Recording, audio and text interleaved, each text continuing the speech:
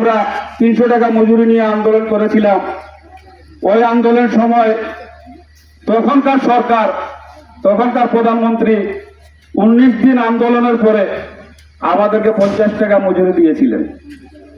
যাই হোক, 50 টাকা মজুরি নিয়ে আমরা সন্তুষ্ট ছিলাম। কিন্তু 50 টাকা মজুরি দেওয়ার পরে আমাদের 18 মাসের এরিয়ার টাকা হয়েছিল 31,000 টাকা। ওই 31,000 টাকার মধ্যে তখনকার প্রধানমন্ত্রী আমাদেরকে দিয়েছিলেন 11,000 টাকা। মাথা পিছিয়ে আমার মা বোনদের 20,000 টাকা করে ওনারা আত্মসাৎ করেছিলেন। আজকে আমরা আবার ওই 500 টাকা মজুরি নিয়ে আন্দোলন করতেছি।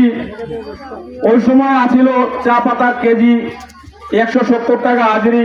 সাহেবদের সাথে আলাপ করলে সাহেবরা বলতো আমরা 176 টাকা কেজি বিক্রি করতেছি। বাগান সব সময় লস দেখাইতো। কিন্তু এখন তো চা পাতা বিএনপি সরকার ক্ষমতায় আসার পরে এখন চা পাতার কেজি প্রায় 300 টাকার কাছাকাছি, প্রায় 300 টাকার কাছাকাছি চা পাতার কেজি হয়েছে। চা পাতার দাম বৃদ্ধি পাইছে, নিশ্চয়ই আমাদের মজুরি বৃদ্ধি হতে হবে। কারণ ওই সময় সব সময় কথা হয়তো মালিক পক্ষরা লস লস লস, এখন তো আর লস বললে আমরা মানিয়ে নিতে পারি না। কারণ যেহেতু বিএনপি সরকার আসার পরে ওই ভারতের সাথে একটা সিন্ডিকেট ব্যবসা যখন ছিল আওয়ামী লীগের, চা পাতা ভারত থেকে আনতো, বাংলাদেশের চা পাতার দাম বৃদ্ধি করতে দিত না।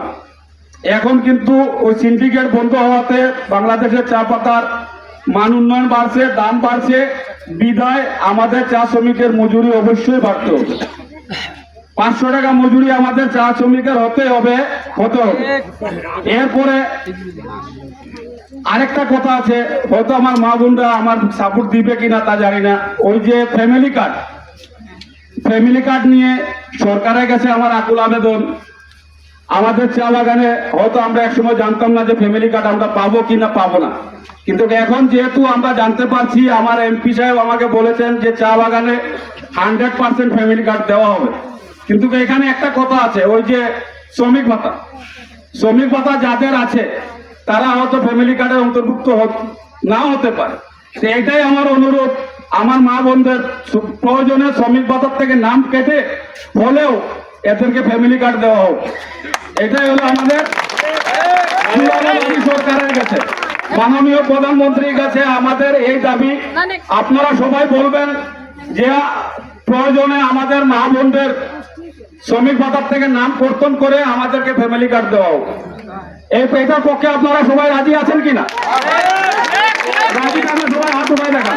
এটা সরকার দেখবে। তো এটা হলো আমার দাবি সরকারের কাছে, আমাদের ফ্যামিলি কার্ড 100% যেভাবে আমাদের এমপি সাহেব বলেছেন ওইভাবে আমরা যাতে পাই। প্রয়োজনে আমাদের শ্রমিক ভাতা, মহিলাদের শ্রমিক ভাতার থেকে কর্তন করা হোক। আমরা ফ্যামিলি কার্ড চাই। দ্বিতীয় নম্বর কথা হলো, আমাদের চা বাগানে অনেক সমস্যা আছে, কারেন্ট নেই। যেটার বিষয় নিয়ে আমার এমপি সাহেবের সাথে আলাপ হয়েছে, উনি বলছেন এটা যতটুকু পর্যন্ত ওনার সহযোগিতা লাগে উনি করবেন। এখন বিষয় হয়েছে আমাদের মধ্যে একটু গলত আছে। এই যে চামরুটিল্লা 18-19টা ফ্যামিলি আছে, এদের কারেন্ট নাই। কিন্তু এদেরকে বলতে বলতে আমি ব্যয় হয়ে গেছি, ওদের আইডি কার্ডটা আমি রাখতে পারি না। আমি যে একটা আবেদন করব, এদের আইডি কার্ডের প্রয়োজন, এরা আমাদেরকে আইডি কার্ড দেয় না। ওদেরকে আপনারাও বুঝায় বলবেন, এরা জানি না কেন আইডি কার্ড দেয় না। কোনো একটা কিছু দিতে চাইলে এদের কাছে আইডি কার্ড চাইলে এরা আইডি কার্ড দেয় না। এটাই হলো চামরুটিল্লা মানুষের দুর্বলতা, বুঝছেন? আর দ্বিতীয় নম্বর কথা হলো, এই যে এখন বর্তমানে 5% যে টাকাটা বাড়ছে, এই টাকাটা জানি না আপনাদের মত কি, এটা আমি জানি না, কিন্তু আমার মত হইলো এই টাকাটা নিয়ে নেওয়াটাই ভালো। কারণ এই টাকাটা আজকে আপনার হাজিরা হলো 187 টাকা। এই টাকাটা নিলে হয়তো আপনার হাজিরা 195-96 টাকা হবে। যখন নতুন নির্বাচন হয়ে যখন বাজেট করবে, মজুরি বোর্ড বসে মিটিং আলাপ আলোচনা চলবে, তখন ওই 95 হোক আর 97 হোক, তখন ওইটা থেকে মজুরি বাড়ে আসবে। আর এখন যদি আমরা এই পয়সাটা না নেই, তখন হইব কি, এই যে 187 টাকা এখন যে মজুরি আছে, এই মজুরির থেকে আমার বাড়ি আসবে। তো লাস্টে দেখা গেল যে